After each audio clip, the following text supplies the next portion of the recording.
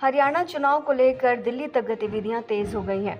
दिल्ली में BJP chief election commissioner की बैठक में कई मुद्दों पर चर्चा हुई। मुख्यमंत्री नायब सिंह सैनी, प्रदेशाध्यक्ष मोहन लाल बड़ोली और केंद्रीय मंत्री मनोहर लाल शामिल रहे। बीजेपी लगातार सभी 90 सीटों पर उम्मीदवारों को लेकर मंथन कर रही है। सूत्रों की माने तो उम्मीदवार चयन में राव इंद्रजीत सिंह बीजेपी के लिए बड़ी चुनौती बने हुए हैं। केंद्रीय मंत्री राव इंद्रजीत अपने नजदीकियों को टिकट दिलाने के लिए लॉबिंग कर रहे हैं। करीब 8 से 10 सीटों पर अपनी पसंद के उम्मीदवारों की वो पैरवी में लगे हुए हैं। चर्चा ये भी है कि वो अपने करीब 10 नेताओं को टिकट दिलाना चाह रहे हैं, जिसमें उनकी बेटी आरती राव भी शामिल हैं।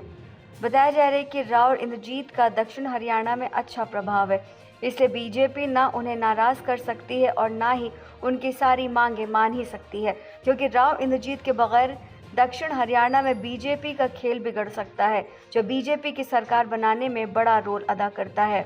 दक्षिण हरियाणा के जिलों जैसे गुरुग्राम, रेवाड़ी, महेंद्रगढ़, अहिरवाल के प्रमुख हिस्से हैं। वहीं भिवानी, फरीदाबाद, पलवल और नूंह में भी यादव वोटर बड़ी संख्या में हैं।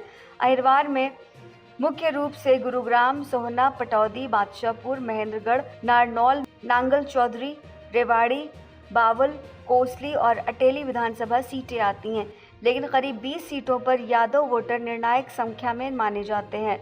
सूत्रों की माने तो भारतीय जनता पार्टी सभी 90 विधानसभा सीटों पर एक साथ उम्मीदवारों का ऐलान कर सकती है, इसलिए लिस्ट आने में वक्त है। बीजेपी हरियाणा अध्यक्ष मोहन लाल बड़ोली ने साफ कर दिया कि मुख्यमंत्री नायब सिंह सैनी कुरुक्षेत्र की लाडवा सीट से ही चुनाव लड़ेंगे। फिलहाल सैनी करनाल सिंह पर हुए उपचुनाव से विधायक बने थे। इस सीट को पूर्व मुख्यमंत्री मनोहर लाल ने छोड़ी थी।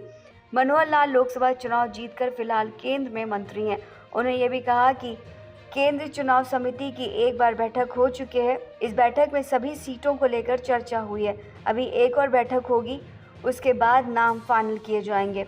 बड़ौली के मुताबिक अभी उम्मीदवारों की लिस्ट आने में 1-2 दिन का और समय लग सकता है।